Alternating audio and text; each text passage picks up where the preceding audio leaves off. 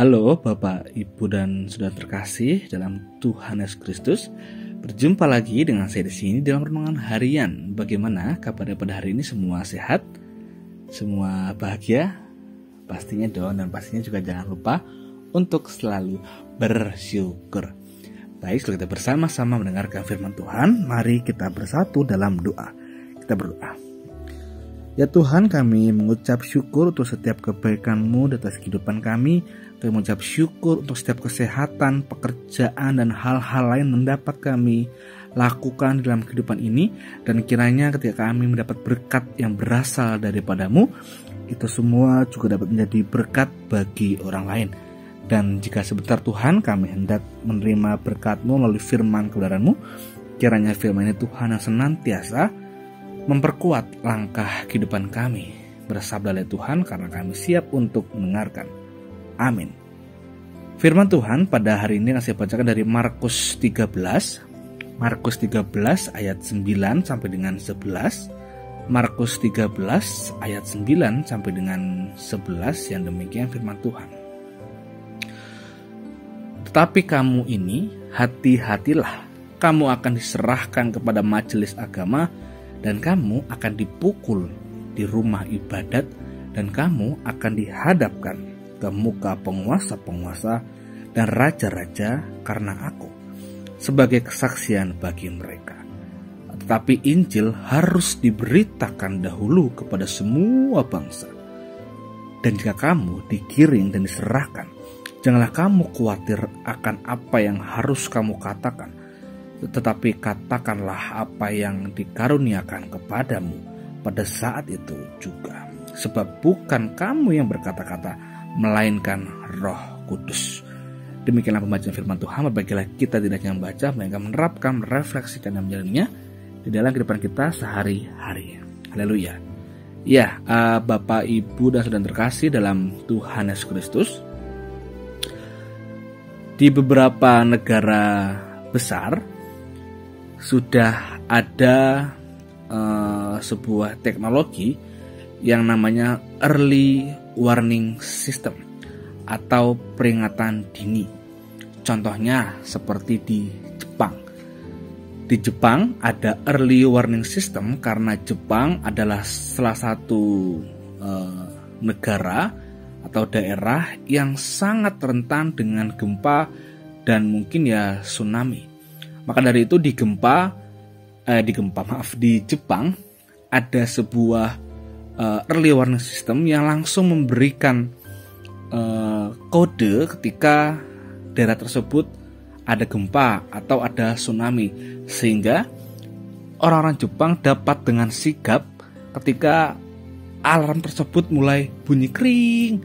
Nah, orang itu langsung bisa mengevakuasi barang-barang yang mempersiapkan segala sesuatunya, sehingga ketika ada potensi-potensi bahaya yang hendak menyerang mereka langsung sigap dan mengetahui, sehingga ya bisa selamat dari sebuah musibah atau masalah.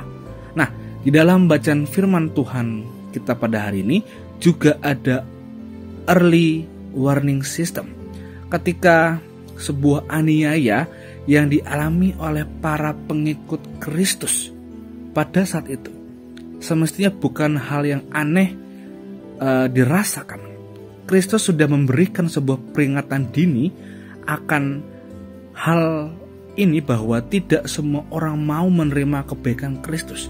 Pasti ada saja hendak menyela, hendak menjatuhkan, hendak merusak dan sebagainya, sehingga sudah ada early warning system atau peringatan dini yang diberikan oleh Kristus, bahwa mengikut aku itu tidak mudah loh, mengikut aku itu tidak gampang, sehingga harus siap menerima segala sesuatu resikonya.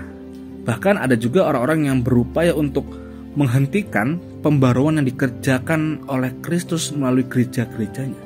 Tetapi pengikut Kristus mesti melihat itu sebagai kesempatan untuk tetap menyatakan kasih, untuk tetap bersaksi bahwa Kristuslah jalan dan kebenaran hidup.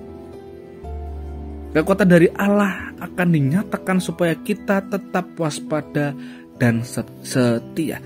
Seperti yang dikatakan pada ayat yang 11 ketika Jika kamu digiring dan diserahkan, janganlah kamu khawatir akan apa yang harus kamu katakan, tetapi katakanlah apa yang dikaruniakan kepadamu pada saat itu juga, sebab bukan kamu yang berkata-kata, melainkan Roh Kudus.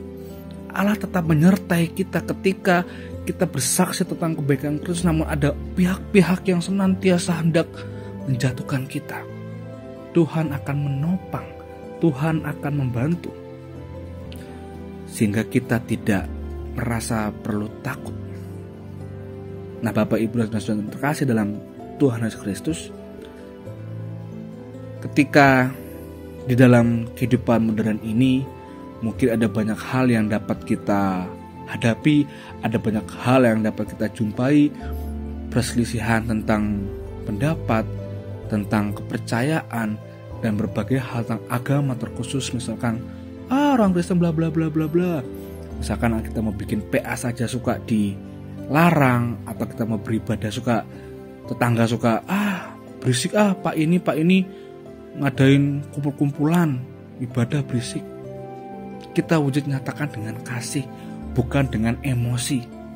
Ketika kita telah meluluhkan hati seseorang dengan kasih dan teladan yang diberikan oleh Tuhan Yesus, percayalah, semua akan merasa tenang dan damai karena Kristus pun akan membantu kita. Dan percayalah bahwa Kristus bukan hanya memberikan sebuah early warning system ketika kita sebagai pengikut Kristus, Kristus juga memberikan rohnya sehingga kita mampu menghadapi setiap cobaan, setiap godaan, setiap badai, setiap penolakan dan kesusahan hidup ini dengan kasih dan kesetiaan. Kiranya kita tetap setia dan penuh kasih bersama Tuhan Yesus Kristus. Amin. Kita berdoa. Tuhan yang makasih, kami mengucap syukur untuk firman yang boleh kami dengar. Kiranya firman ini semakin menguatkan kita. Kiranya firman ini dapat semakin menguatkan langkah kehidupan kami. Walaupun terkadang di dalam kehidupan ini Tuhan, kami sering kali mendapati penganiayaan, hal-hal yang tidak enak dalam hidup ini. Namun kami percaya Tuhan, ketika kami mengikut Kristus, kami telah siap sedia di dalam segala sesuatunya. Dan karena Tuhan sendirilah yang akan menopang segala sesuatunya. Tuhan, terima kasih pada saat ini Tuhan, kami hendak juga mendoakan untuk orang-orang terkasih kami yang saat ini sedang sakit. Kiranya Tuhan senantiasa memberkati mereka, sembuhkan mereka. Karena kami meyakini Tuhan bahwa mujizat itu sungguh nyata dan kesembuhan pasti terjadi bagi setiap orang terkasih kami yang sedang sakit. Kami juga hendak mendoakan Tuhan untuk eyang-eyang terkasih kami di masa tuanya. Tuhan sertai mereka, jaga mereka, berikan mereka semangat, berikan mereka keceriaan sehingga di masa tuanya eyang-eyang kami semakin menjadi eyang-eyang yang selalu penuh dengan keceriaan, walaupun raga tidak lagi muda, tapi kiranya semangat iman terus membara.